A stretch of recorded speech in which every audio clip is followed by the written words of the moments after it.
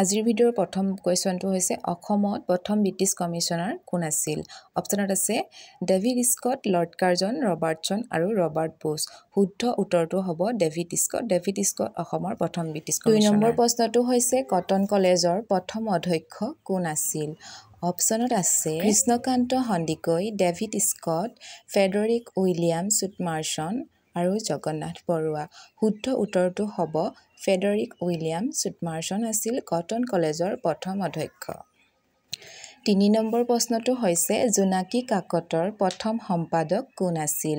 অপশ্যনত আছে হেম বৰুৱা চন্দ্ৰকুমাৰ আগৰৱালা জগন্নাথ বৰুৱা আৰু নবীন চন্দ্ৰ বৰদলৈ উত্তৰ হ'ব চন্দ্ৰকুমাৰ আগৰৱালা জোনাকী কাকতৰ প্ৰথম সম্পাদক আছিল 4 নম্বৰ প্ৰশ্নটো হৈছে মানসকলে প্ৰথমে অসম কেতিয়া আক্ৰমণ কৰিছিল অপশ্যনত আছে 1816 চনত 1817 চনত 1918 চনত আৰু 1819 চনত উত্তৰ হ'ব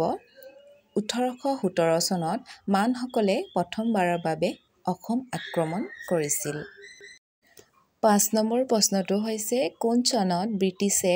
মানসকলৰ বিৰুদ্ধে যুদ্ধ ঘোষণা কৰিছিল অপশ্যনত আছে 5 মাৰ্চ 1824 6 মাৰ্চ 1824 7 মাৰ্চ 1824 আৰু 8 মাৰ্চ 1824 শুদ্ধ উত্তৰটো হ'ব 5 মাৰ্চ 1824 তাৰিখে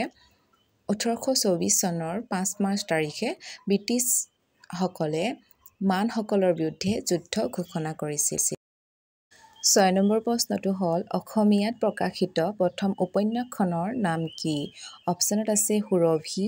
লাহৰী বনফুল আৰু মৃত্যুঞ্জয় উত্তৰ সুৰভি হৈছে অসমীয়াত প্ৰকাশিত প্ৰথম উপন্যাস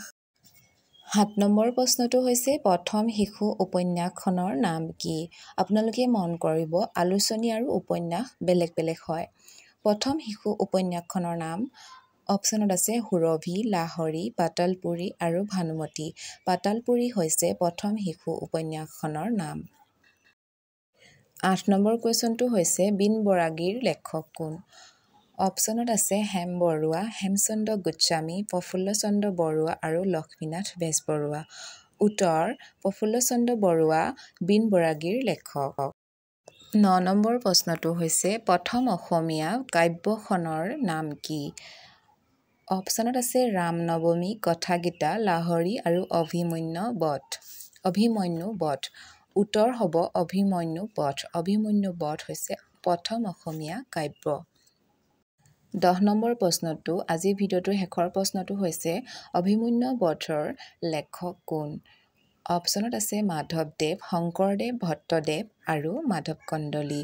উত্তৰ হ'ব শংকৰদেৱ অভিমন্যু বধ শংকৰদেৱে লিখিছিল